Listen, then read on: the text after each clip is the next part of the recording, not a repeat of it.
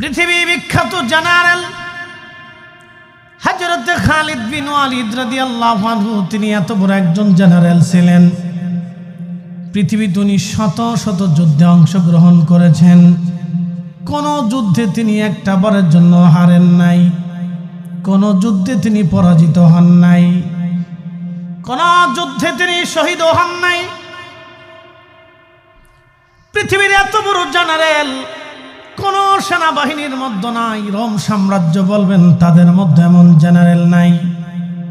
Persian সাম্রাজ্য 3500 বছর পৃথিবীতে টিকে ছিল।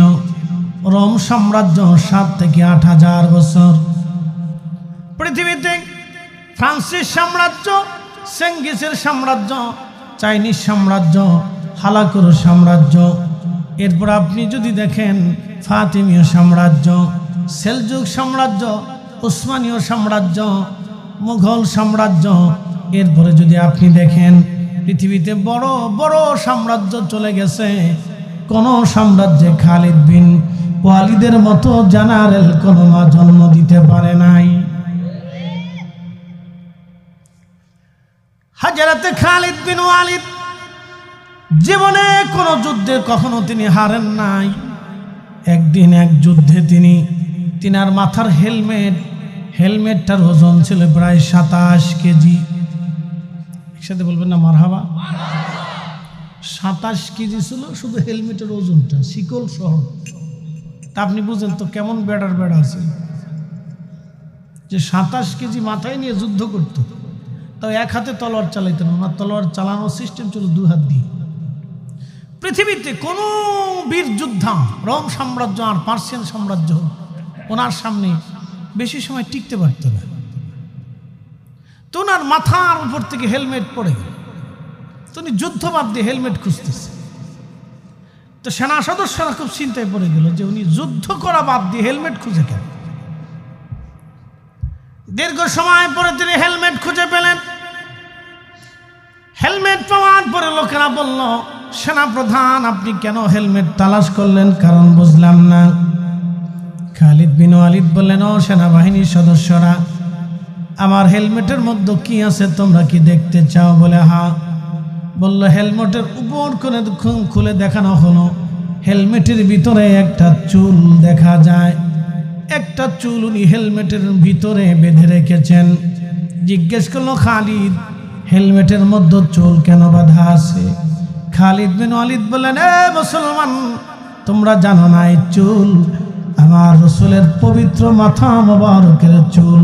আমি হেলমেটের মধ্যে বেঁধে রাখার কারণে যত সময় হেলমেট আমার মাথার মধ্যে থাকে, আমার রব ওই চুল মোবারকের উসিলায় আমার মাথার ভিতরে নতুন নতুন রণকৌশল আল্লাহ দিয়ে দেয়।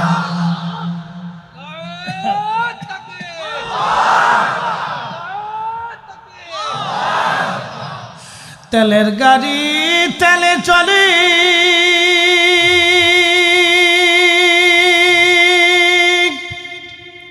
হাওয়ার গাড়ি হাওয়ায় উড়ে, বিনা তেলে চালায় গাড়ি নবী সুলাইমান। আমরা সেই মুসলমান। প্রিয় উপস্থিতি, মনোযোগ দিবেন। সাইয়্যিদুনা হযরত ওমর রাদিয়াল্লাহু আনহু বসে আছেন মসজিদে নববীতে। বসে থাকা অবস্থায় লোকেরা একটা যুবককে ধরে নিয়ে আসছে। হযরত ওমর জিজ্ঞেস করলেন, লোকেরা যুবকটাকে কেন ধরে আনছো? লোকেরা বলল, আমিরুল মুমিনিন, এই যুবকটা আমাদের বাবাকে হত্যা করেছে, মার্ডার মামলার আসামি, ধরে নিয়ে আসছি। আল্লাহর আইন অনুযায়ী, কোরআনের ফয়সালা অনুযায়ী আপনি আইন করে দেন, বিধান দিয়ে দেন। হাতে কি? একবারে 100% পিওর ও শিওর দিয়ে পৃথিবীতে 4 জন রাষ্ট্র পরিচালনা করছে, এরপর আর কেউ পারে না। আবু বকর, ওমর, উসমান, আলী, এরপরে আর কারো নসিবে জুটে নেই। আর পৃথিবীর শেষে একজন আসবে, তিনি ইমাম মাহদি। বাবার নাম আব্দুল্লাহ, ওনার নাম হবে মুহাম্মদ। রাসূল বললেন সহিহ বুখারীর কিতাবুল ফিতানের ভিতরে, আমি যেইভাবে পৃথিবীতে ইনসাফ প্রতিষ্ঠিত করেছি, আমার মাহদী সারা পৃথিবীতে সেইভাবে ইনসাফ প্রতিষ্ঠিত করবে। একসাথে বলুন আল্লাহু আকবার। না না, জোরে বলুন আল্লাহু আকবার। রাজনীতির অর্থই হচ্ছে ইনসাফ প্রতিষ্ঠিত করা। কথা বলেন ঠিক না বেঠে? যে করতে পারবে সে সাকসেস, সে মানুষের হৃদয়ে বহুদিন বেঁচে থাকবে। প্রিয় উপস্থিতি, সাইয়েদনা হযরত ওমর রাদিয়াল্লাহু আনহু তিনি লোকদেরকে বললেন, যুবকটাকে নিয়ে আসো আমার সামনে। জিজ্ঞেস করলেন, যুবক তুমি কি তোমার তাদের বাবা বৃদ্ধ মানুষটাকে হত্যা করে ফেলেছ? যুবক বলল, হ্যাঁ আমিরুল মুমিনিন, আমিরুল মুমিনিন আমি তাকে হত্যা করেছি। কেন হত্যা করলা যুবক, কারণ কি? বলে, হুজুর আমার একটা উট ছিল, উটের একটা সুন্দর বাচ্চা ছিল। আপনারা দেখবেন ছাগলের ছোট বাচ্চাটাকে মালিক বড় আদর করে, গরুর একটা বাচ্চা হলে ঘুগরি গলার মধ্য দিয়ে দেয়, ওই ঘুগরি বাঁধার পরে বাচ্চাটা দৌড়াদৌড়ি করে মালিকের খুব ভালো লাগে, ঠিক আছে না? বিড়ালের বাচ্চা হলে মালিক খুব আদর করে বিড়ালটাকে খাওয়ায়, কোলের মধ্যে নেয়। ছোট ছোট বাচ্চা কাচ্চা এগুলি দেখতে খুব সুন্দর দেখা যায়। তো ছেলেটা বলতেছে, হুজুর উটের একটা ছোট্ট বাচ্চা আমার খুব আদরের, এই বাচ্চাটা দৌড়ায় তার খেজুর বাগানে যাওয়ার কারণে সে একটা পাথর মেরে আমার উটের বাচ্চার চোখ বের করে দিয়েছে। প্রিয় উপস্থিতি, মনোযোগ দিয়ে শুনে যাবেন। সাইয়্যিদুনা হযরত ওমর রাদিয়াল্লাহু তাআলা আনহু তিনি যুবককে বললেন, যুবক কেন মারলা? বলে, হুজুর উটের চোখ বের করে দিয়েছে, সেই জন্য আমি তাকে পাথর মেরেছিলাম। আমি জানি না বৃদ্ধ মারা যাবে, কিন্তু পাথরের আঘাতে বৃদ্ধ মারা গিয়েছে। আমিরুল মুমিনিন আমি ইচ্ছা করে হত্যা করি নাই, ভুলবশত হয়ে গেছে। হযরত ওমর বললেন, আল্লাহর আইনে তোমার হাতের মাধ্যমে মৃত্যু সংঘটিত হয়েছে, খোদার বিধানে তুমি দায়ী, অতএব আল্লাহর বিধান অনুযায়ী তোমাকে মৃত্যুদণ্ড দেওয়া হবে। যুবক বলল, আমিরুল মুমিনিন আল্লাহর আইনটাকে আমি মাথা পেতে মেনে নিলাম, মৃত্যুদণ্ড গ্রহণ করলাম, কিন্তু হুজুর আমাকে 3টা দিন জামিন দেন, জামিন দেন। হযরত ওমর বললেন, যুবক জামিন দিয়ে কি করবা? বলে, হুজুর আমার বাড়ি, আমার একটা ছোট্ট ভাই আছে, আমার বাবা মারা যাওয়ার সময় কিছু সোনা দানা টাকা পয়সা আমার ভাইয়ের জন্য আমার কাছে জমা দিয়ে গিয়েছিল। ওই টাকা পয়সাগুলি আমি একটা ছোট্ট সিন্ধুকে করে মাটির নিচে পুঁতে রেখেছি, আমি ছাড়া আল্লাহ ছাড়া আর কেউ জানে না। এখন আপনি যদি আমাকে মৃত্যুদণ্ড দেন তাহলে ওই ভাইয়ের হক নষ্ট হয়ে যাবে, আমার এতিম ভাইটা হক পাবে না। আমিরুল মুমিনিন 3টা দিন আমাকে জামিন দেন, আমি আবার ফিরে আসবো। একসাথে বলুন আল্লাহু আকবার। আর আমাদের দেশে ভাইরা 1 ইঞ্চি জমিনে কিলিকিলি উড়ে মারামারি করতেছে, বাপরে বাপ। সারা বছর ঘুমাইলে একসাথে মারামারি লাগে না, বিয়ে করার পরে মারামারি লাগে কে ভাই? এখন এই ওয়াজ করলে তো আগের বছর বিডিটা আবার বিরুদ্ধে আন্দোলন করবো, আই হুজুরের দাওয়াত দিয়া যাবে।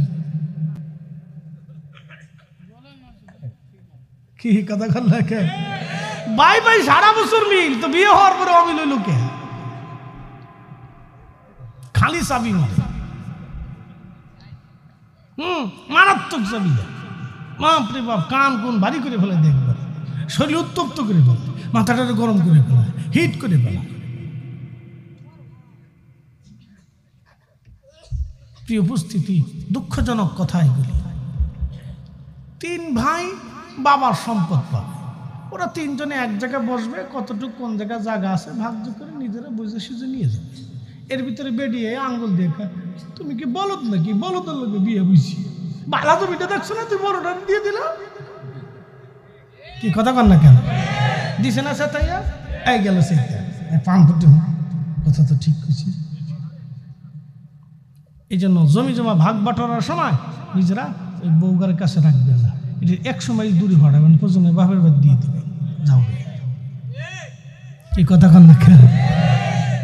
এদের কাছে রাখবে না। 3 ভাই বইবেন, সুন্দর করে মিলমিশ করে ভাগ্য করে দিয়ে দেবেন, শেষ। মেম্বার লাগবে না, চেয়ারম্যান লাগবে না, আদালত লাগবে না, পুলিশ লাগবে না, কাউকে লাগবে না, একসাথে বসে ভাগ্য করে নিয়ে দেবে। 1 ভাই বোন আছে 2 জন, সুন্দর করে ভাই বোন বসে এক জায়গায় বসে সুন্দর করে ভাগ্য করে বুঝে সুঝে নিয়ে যাবে, শেষ হয়ে গেল না। তৃতীয় পক্ষ রাখবেন না, তৃতীয় পক্ষ বুঝছেন নিয়ম না। বাড়ি গেলে রান্না বান্না খাওয়াবো কিনা আল্লাহ জানে, তৃতীয় পক্ষ রাখবেন না। কারণ যে বাদ যাও গে, বাপের বাদ যে ঘুরে ঘিরে আসো, তোমার চিন্তা করতে হতো না, আমার বাহের জন্য আমরা বুঝতাম। কি কথা আছে না, ঠিক না? ঠিক এইখান থেকে করে যাবেন, বাদ যে ঠিক কন যে তুমি বুঝবে জ্বালা কারে বাদ যে ঠিক কর। প্রিয় উপস্থিতি, মনোযোগ দিবেন। হযরত ওমর বললেন, যুবক তুমি যে জাবিন নিবা, কিন্তু তোমার জিম্মাদারি কি হবে বলো? যুবক বলল, আমিরুল মুমিনিন, মদিনাতে আমার কোনো পরিচিত কেউ নাই, কে জিম্মাদারি হবে? হযরত ওমর বললেন, দেখো সাহাবীদের মধ্যে কেউ জিম্মাদারি নেয় কিনা, কারণ পৃথিবীর সব ব্যক্তির চাইতে সাহাবীরা ছিলেন ভিন্ন রকম। হযরত ওমর রাদিয়াল্লাহু আনহু বললেন, কে তোমার জিম্মাদারি নেবে বলে? আবু যর। হযরত ওমর বললেন, আবু যর আপনি কি এই যুবকের জিম্মাদারি নেবেন? আবু যর গিফারি বললেন, হ্যাঁ আমিরুল মুমিনিন, আমি যুবকের জিম্মাদারি নিলাম, আপনি যুবকটাকে ছেড়ে দেন। আচ্ছা, আবু যর গিফারি রাদিয়াল্লাহু আনহু যুবকটাকে চিনে না, কিন্তু জিম্মাদারি নিয়ে বসলেন, যুবকটা চলে গেল। হযরত ওমর চিন্তায় পড়ে গেলেন, আরে যদি ছেলেটা ফিরে না আসে তাহলে আল্লাহর ফয়সালা অনুযায়ী আবু যর গিফারির উপরে হত্যার দিয়াত বর্তাবে, আবু যরকে হত্যা করা হবে, কারণ সে জিম্মাদারি নিচ্ছে। হত্যা আবু যরের উপরে আসবে, আর একটা শুকরা যুবকের জন্য রাসূলের এত দামি সাহাবী হত্যা হবে, আর আমি ওমর তো কখনোই আল্লাহর বিধানের বাহিরে চলে যাব না, অবশ্যই এই ফয়সালা আবু যরের উপরেই আমাকে দিতে হবে। একটু চিন্তা করতে পারছেন তারা দিনকে কিভাবে মেনে নিতেন, আইনটাকে, আল্লাহর হুকুমতটাকে তারা নিজেদের জীবনে মাথা পেতে মেনে নিতেন। কথা বলেন ঠিক কিনা? সাহাবী যারা বলেন তারা কি, তারা মুসলমান ছিল। বাপ, আমরা এই চেষ্টা করি হওয়ার জন্য, চেষ্টা করলে যদ্দূর যাওয়া যায়, বুঝছেন না? 100% পিওর না হলেও চেষ্টা করে যদ্দূর আগানো যায়। আল্লাহ কবুল করুক, বলে না আমিন। তো খুব মনোযোগ দেন। আবু যর গিফারি রাদিয়াল্লাহু আনহু বললেন, খলিফা যুবক ফিরে আসবে, সময় হওয়ার আগেই চলে আসবে। তো আবু যর গিফারি অ্যাটিটিউডটা খুব শক্ত, বলতেছে হ্যাঁ ফিরে আসবে। তো 3 দিন পর ওমর জিজ্ঞেস করলেন, যুবক 3 দিন সময় দিয়ে কি করবে? বলি, আমার 1 দিন লাগবে পৌঁছাইতে, আর 1 দিন লাগবে আসতে, মাঝখানে একটা দিন থাকবে, আমি আমার ভাইয়ের সব কিছু বুঝাই দিয়ে তারপরে চলে আসব। আপনি বুঝতেছেন যে ওমরের আদালতে ফিরে আসা মানে নির্ঘাত মৃত্যু, কারণ পৃথিবীর সব আদালত 2 নম্বর হতে পারে। হযরত ওমর, আবু বকর, উসমান, আলী, এই 4 জনের আদালত এবং আল্লাহ রসুলের আদালত কখনো 2 নম্বরই করে নাই। আর কিয়ামতের ময়দানে আল্লাহর আদালতের কোনো ছাড়পত্র হবে না, ডাইন বাম হবে না। কথা কন না কেন, ঠিক কিনা? আর কিয়ামতের আগে ইমাম মাহাদির আদালতটাও ডাইন বাম হবে না, বলে দিয়ে গেলাম।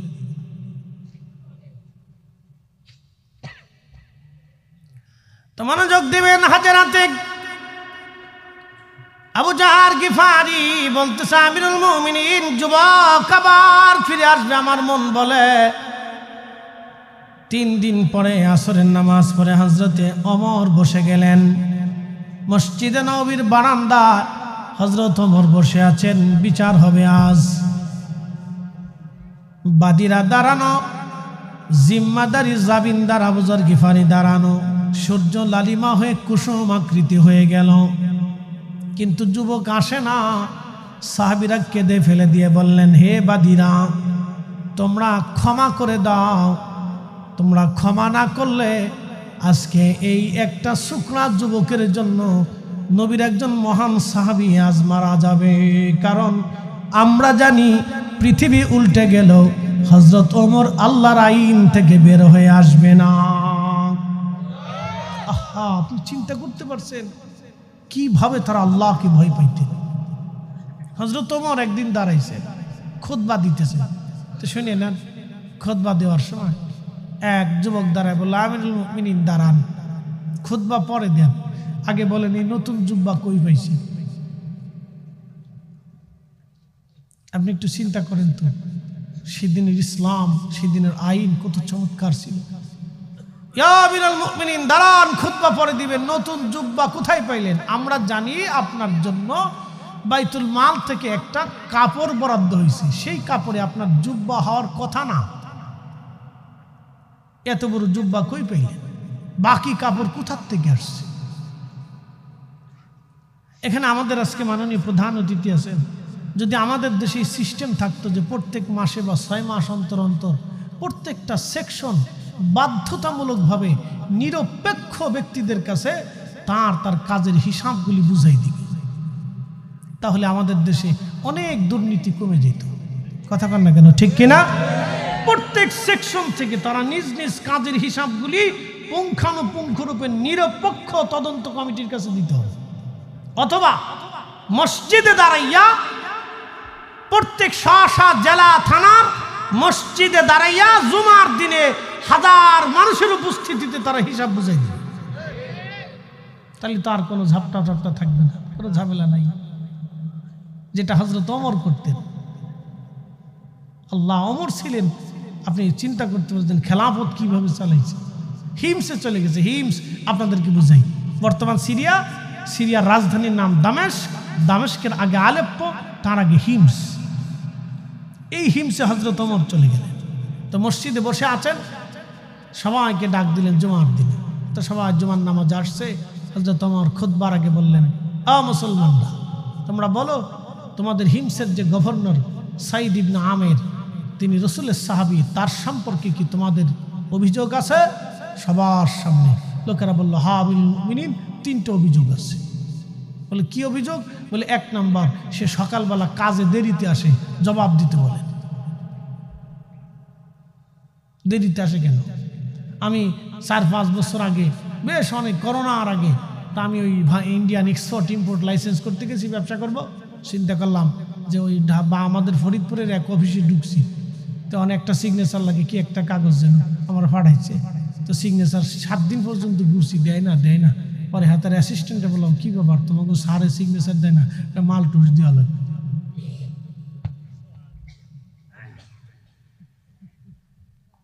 আমি বললাম, বেটা, আমি বৈধভাবে কাজ করতে আসছি, আমি বিদেশ থেকে মাল আমদানি করব, ব্যবসা করব, তোমার স্যারের টাকা দিতে হবে, তোমার স্যারের কি সরকার বেতন দেয় না? হুজুর, টাকা না দিলে কাজ হবে না, চলে যান। আমি বললাম, সর্বনাশ, প্রত্যেকটা সেক্টরে সরে সরে ভরে গেছে। কি কথা কন না কেন? আমি বললাম, সর্বনাশ, এই জন্য তো আমাদের ভাগ্যের উন্নয়ন হয় না। হ্যাঁ, কথা সত্য তো। এই জন্য জবাবদিহিতা থাকলে কোনো অসুবিধা নেই। ওনার রাজনীতি ব্যক্তিত্ব, ওনার উপদেষ্টা পার্সন, ওনারা পারবে অনেক কথা বুঝিয়ে সুঝিয়ে বলে সেকশন চেঞ্জ করে দেওয়ার জন্য। অবশ্যই জবাবদিহিতার আওতায় আসতেই হবে। কথা কন না কেন, ঠিক আছে না ভাই? আমি যদি আজকে এখানে না আসতাম, তাহলে আপনারা জবাব চাইতেন না? অবশ্যই জবাবদিহিতা করতে হতো। আমি কেন আসলাম না? আমাকে সুষ্ঠু এবং নিরপেক্ষভাবে সত্য জবাবদিহিতা করতে হতো যে আমি অসুস্থ হয়েছি, অথবা আমি অ্যাক্সিডেন্ট করছি, অথবা জ্যামে পড়ে গেছি, আসতে পারি নাই, আমাকে দেখাইতে হইতো, অ্যাডভান্স প্রমাণপত্র দিতে হইতো যে আমি এই কারণে আসি নাই। তা নাহলে আপনারা কমিটিকে সন্দেহ করতেন। কমিটি যে দাওয়াত করছে এর উপরে একবারে 100%-এর যত পার্সেন্ট প্রেশার থাকে সব প্রেশার দিয়ে তার জান শেষ করে বলে দিত। কথা ঠিক আছে না ভাই? এই জন্য জবাবদিহিতা না থাকলে কিচ্ছু সুন্দর হবে না। প্রিয় উপস্থিতি, হযরতে আমিরুল মুমিনিন হযরত ওমর রাদিয়াল্লাহু আনহু আবু যর গিফারির কথা বলছিলাম।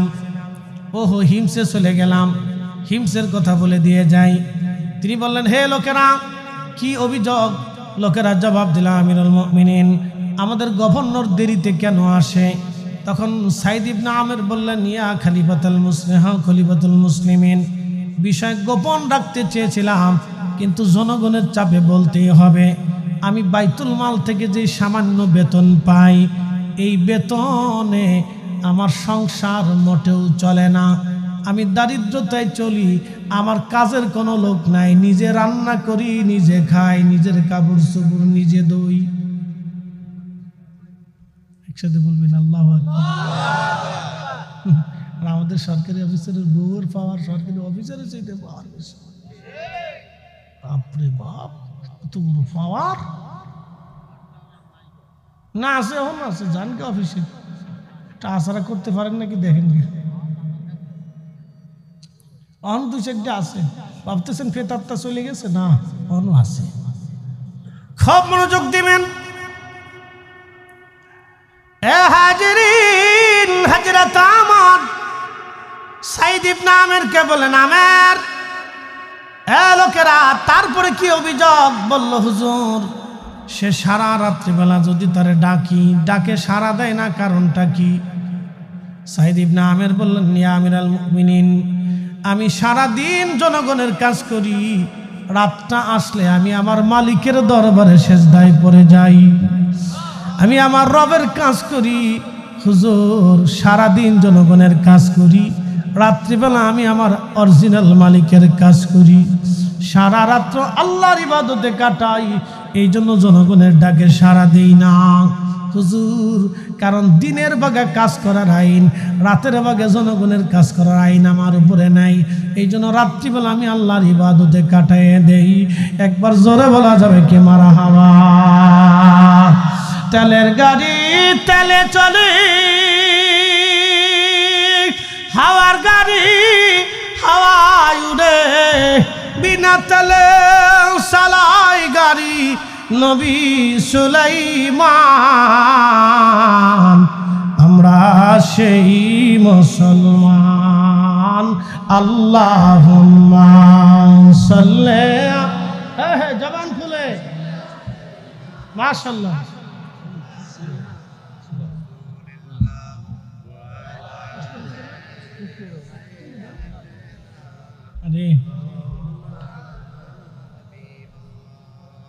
না না, আওয়াজটা দুর্বল মনে হয়। আল্লাহুম্মা সাল্লি সাইয়্যিদিনা মাওলানা মুহাম্মাদ ওয়া আলা আলি সাইয়্যিদিনা।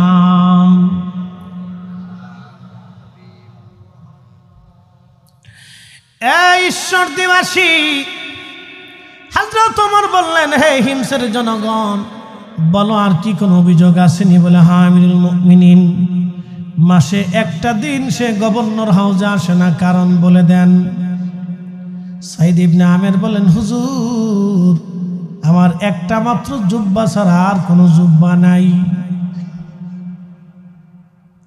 আল্লাহকে কি করে ভয় করতেন আপনি একটু চিন্তা করেন তো, একজন গভর্নর, তার একটাই জুব্বা আছে। হুজুর আমার একটা জুব্বা ছাড়া আর জুব্বা নাই, আমি কাপড় চোপড় একটাই, সারা মাস শেষে ওটা আমি ধৌত করি, পরিষ্কার করি, যার কারণে আমি আসতে পারি।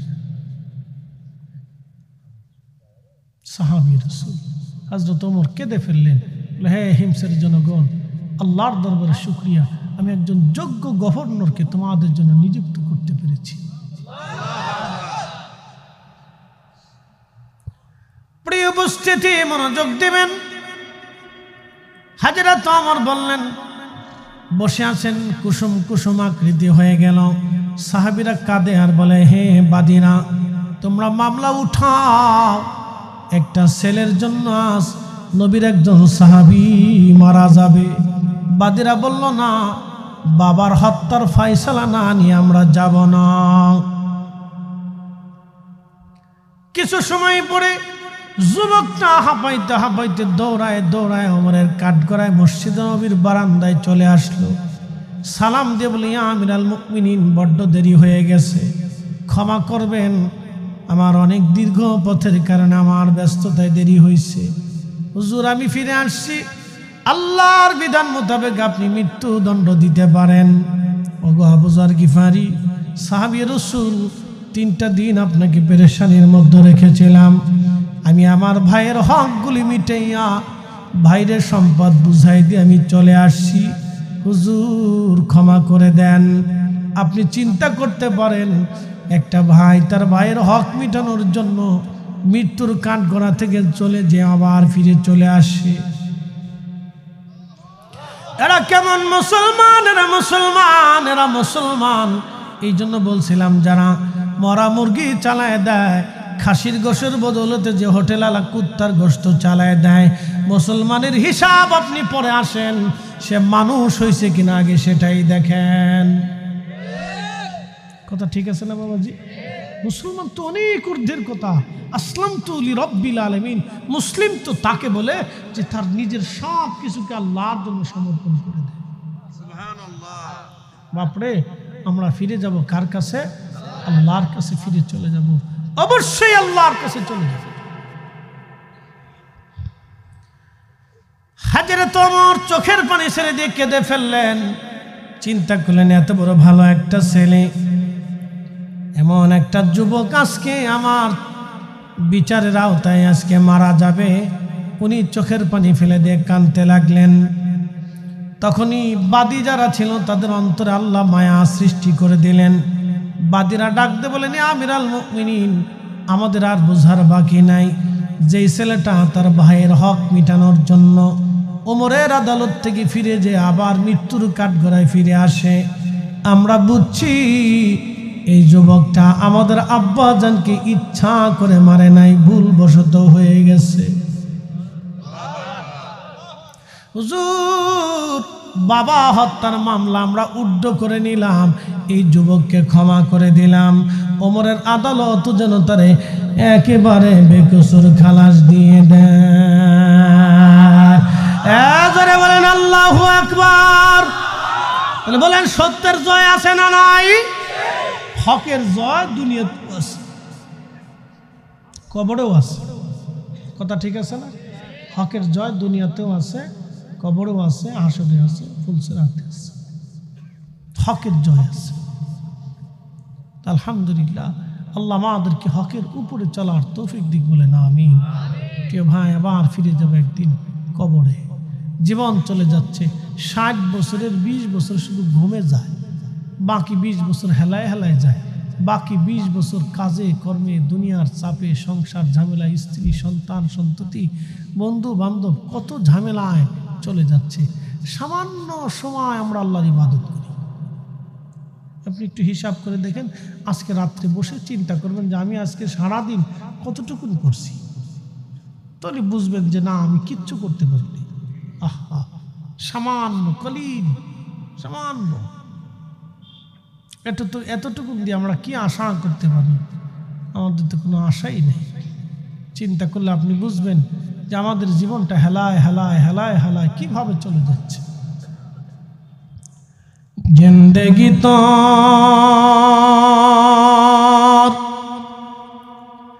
যাই রে ফাঁকি দিয়া রে সোনার আদম, জিন্দেগি তো যাই ফাঁকি দিয়া। ও আদম রে,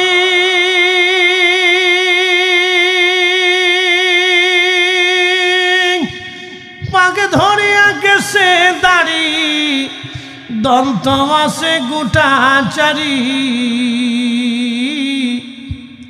সমন জারি গিয়াছে করিয়ারে সোনার আদম, জিন্দেগি তো যাই ফাঁকি দিয়া।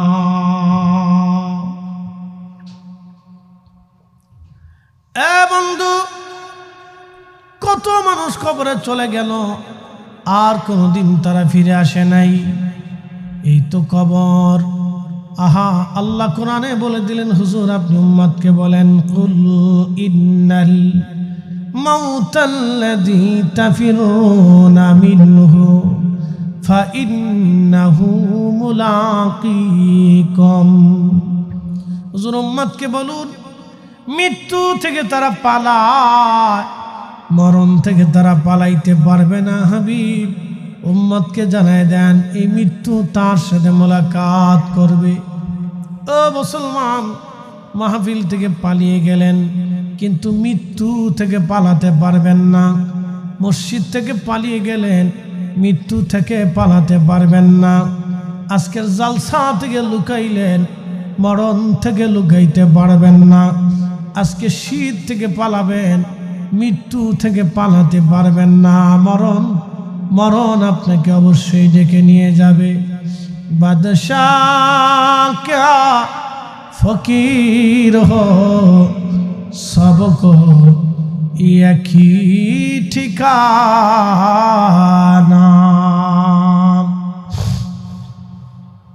হাজরাতে সুলাইমান আলাইহিস সালাতু ওয়াস সালামের বিরাট বড় রাজদরবার। বর্তমান যে গাজাতে যুদ্ধ হচ্ছে ফিলিস্তিনে, এই গাজার আগে নাম ছিল আসকালান।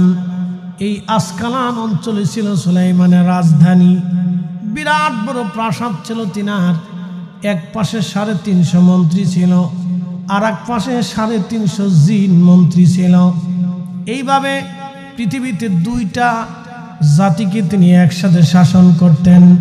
একটা জাতির নাম মানব জাতি, আর একটা জাতির নাম জিন জাতি। এই দুইটা জাতিকে তিনি একসাথে শাসন করতেন। বিরাট বড় বাদশা সুলাইমান রাজদরবারের মধ্যে বসে আছেন তিনি। আল্লাহ তাম পৃথিবীর বাদশাহী তাকে দিয়েছিলেন। আল্লাহ এমন কোনো ইঞ্চি মাটি নাই যে মাটির শাসন ক্ষমতা সুলাইমানের হাতে না ছিল। সমুদ্রের গভীরে যে জিন সমুদ্রের গভীরে থাকে, আপনারা জানেন জিনেরা সমুদ্রের গভীরে থাকে।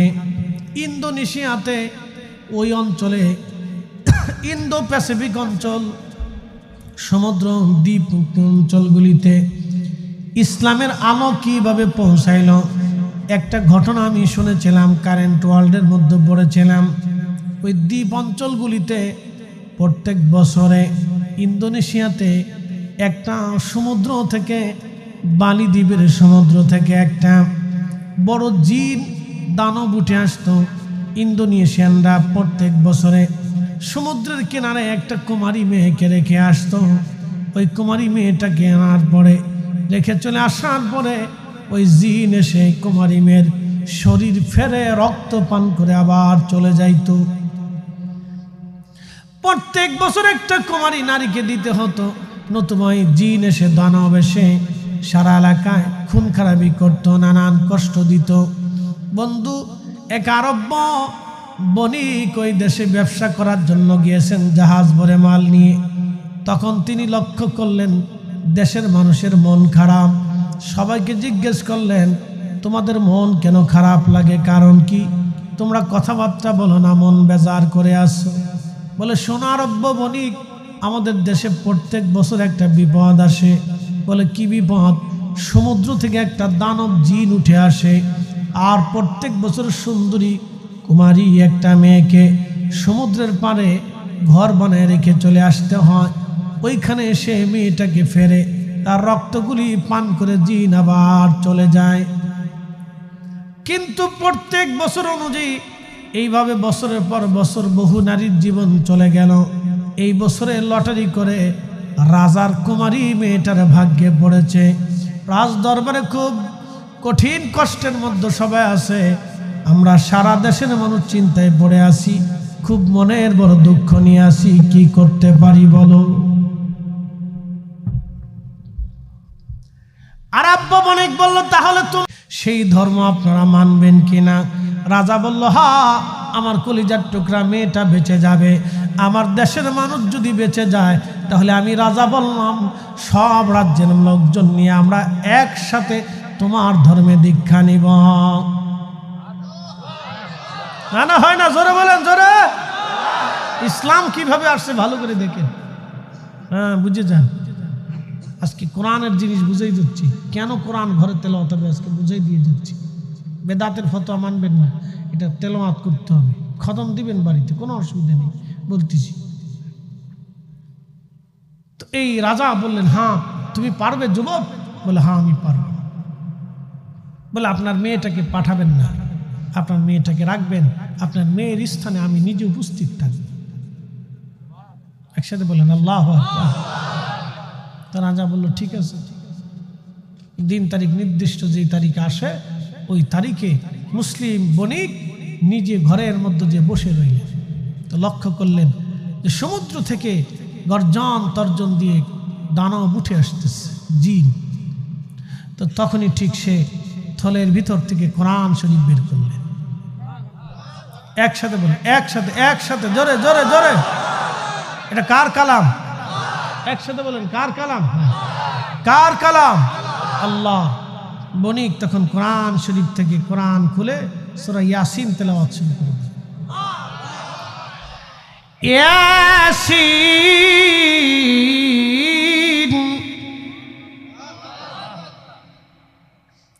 ওয়াল কুরআনিল হাকীম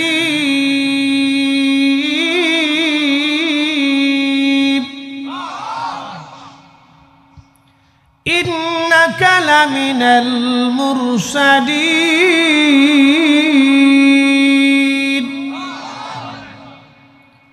যখনই সূরা ইয়াসিন থেকে কোরআনের তেলাওয়াতের আওয়াজ ভেসে যেতে লাগলো, তখন এই দানব বড় বড় চিৎকার করে করে করে করে সমুদ্রের মধ্যে চলে গেল, আর কোনোদিন আর ফিরে আসে নাই।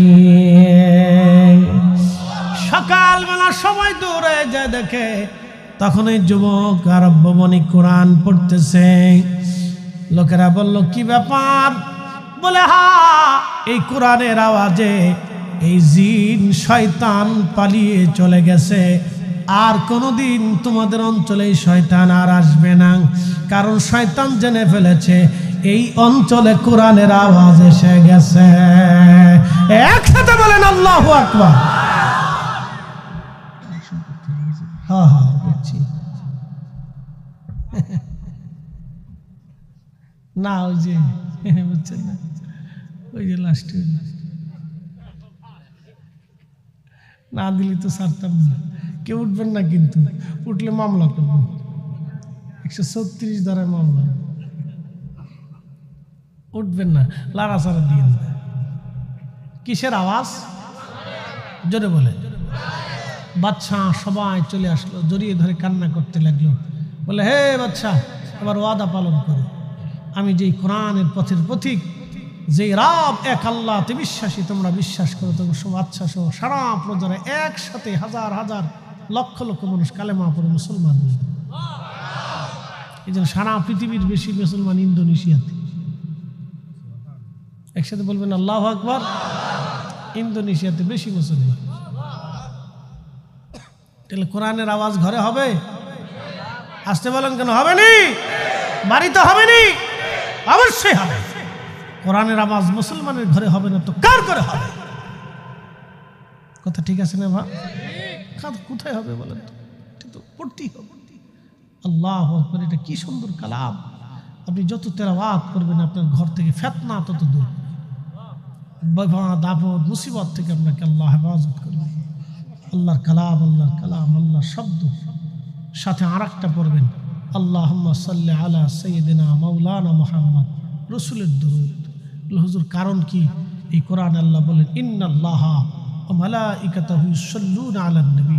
নবী গো, আমি এবং আমার ফেরেশতারা আপনি রাসূলের উপর দুরূদ পড়ে উম্মতকে বলুন তারা যেন আপনার উপরে দুরূদ পড়তে থাকে।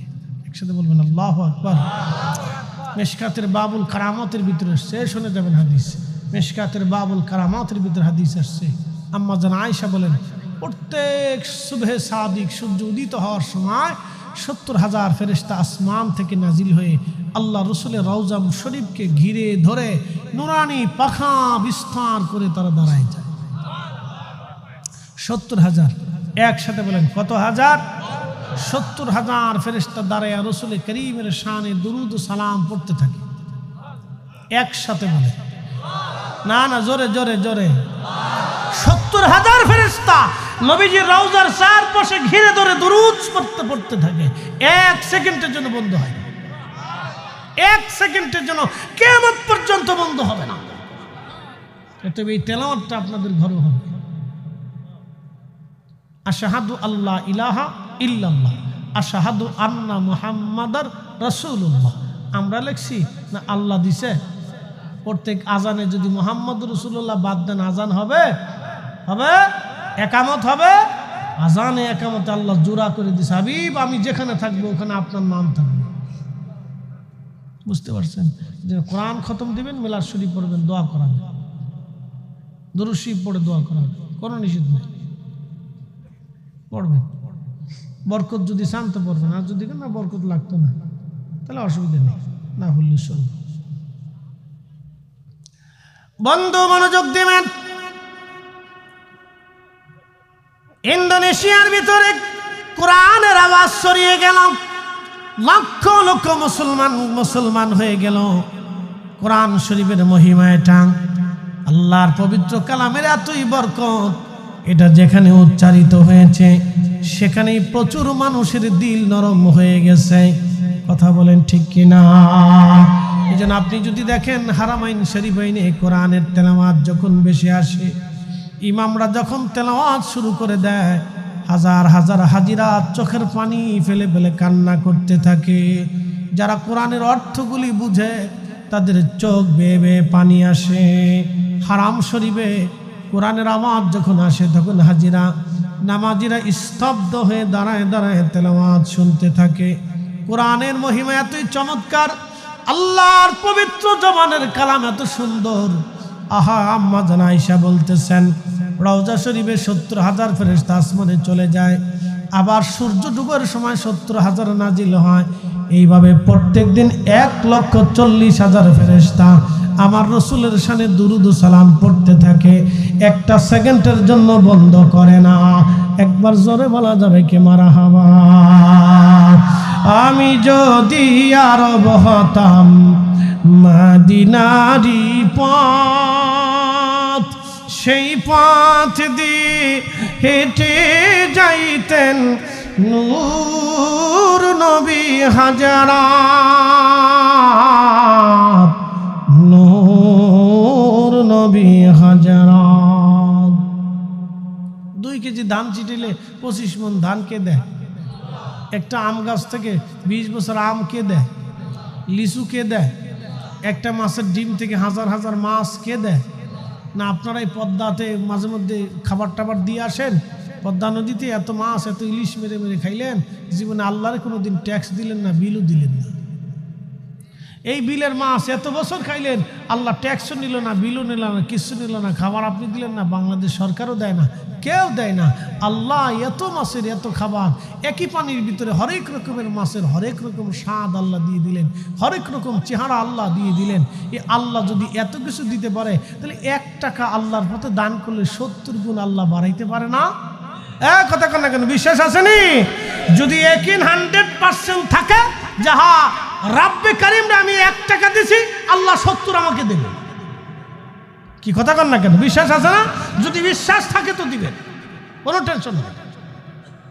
যদি না দেয় তাহলে জীবন আর দিন না, বিশ্বাস রেখে দিবেন। আল্লাহকে যেইভাবে বিশ্বাস করবেন আল্লাহ সেইভাবে আপনাকে দেবেন। 100% পিওর একিন রেখে দিবেন, যা দিবেন রব আমাকে। এই কোরআন আল্লাহ বলছেন ইন্নাকা লা তুখলিফুল মিআদ, আল্লাহর ওয়াদার কোনো খেলাফ হয় না। যা আল্লাহ বলছে তাই দিবে। বালা, অ্যাক্সিডেন্ট, রোগ, অপমৃত্যু, মুসিবত থেকে আল্লাহ হেফাজত করবে দানের বিনিময়ে। এই জন্য দান বেশি বেশি করে করবেন, দান থেকে কখনো মারুম হবেন না। দান এমন একটা ইবাদত, এটা করতে দেরি হয়, কবুল হইতে দেরি হয় না। দুনিয়া তো বেনিফিট দেয়, কবরে দেয়। মৃত্যুর সময় কঠিন মৃত্যু যাদের আসে, দানের কারণে মৃত্যুকে আল্লাহ সহজ করে দেয়। দানের কারণে মৃত্যুকে আল্লাহ সহজ করে দেয়। এই জন্য দান বাড়াবেন। দান করলে কখনো মাল কমে না। পৃথিবীতে যারা বেশি দান করে আল্লাহ তাদেরকে দেখেন, যে খ্রিস্টানরা, ইউরোপিয়ানরা, এরা দান করে, প্রচুর পরিমাণে দান করে। তারা দান করে, দানের কারণে আল্লাহ তাদেরকে সম্পদ বহুগুণে দিছে। যত দান করবেন তত সম্পদ বাড়বে। দান করলে সম্পদ কমে না। বাপরে, আল্লাহ রসুল বললেন তুমি যেটা খাও এটা তোমার। এই যে আমরা যেটা খাচ্ছি এটা আমার, এই যে খাইলাম এটা আমার গেছে, এটা আপনি ভান নাই। কথা ঠিক আছে না ভাই? নগদ পরীক্ষা। এই যে যেটা খাবো এটা আমি খাইছি, আপনি পাবেন না, এটা আমার জন্য। আর যেটা পোশাক গায়ে দিছি এটা আমারই, আপনি পাচ্ছেন না। আর যেটা আল্লাহ রাস্তায় দান করবো এটা আমারই, আপনি পাইতেন না। আর বাদ বাকি যা থেকে যাবে এটা পোলা পানো আর ইষ্ট অরিস নাতি নাতির ভাগ্য করে খাবে। কি কথা ঠিক আছে না? বাদ বাকি যা থাকবে নাতিপতি ওয়ারি সব ভাগ্য করে খাবে, ওটা আপনি আর কিচ্ছু পাবেন না। মরে গেলি শেষ, মরে গেলি শেষ। এই জন্য আল্লাহ রাসূল বললেন, তুমি যেটা খাও এটা তোমার, তুমি যেটা পরো না পরো এটা তোমার, তুমি যেটা আল্লাহর রাস্তায় দান করো এটা তোমার, বাদ বাকি যা থাকবে তোমার কিচ্ছু নেই, সব ওয়ারিসদের। চির সত্য কথা, রাসূল যা বলছেন তা সত্য। অতএব যদি একই থাকে যে হুজুর দান করলে মাল বাড়ে, 70 গুণ বিপদ আপদ মুসিবত অ্যাক্সিডেন্ট থেকে আল্লাহ বাঁচাবে, তাহলে একটা লোক মারণ হবে না।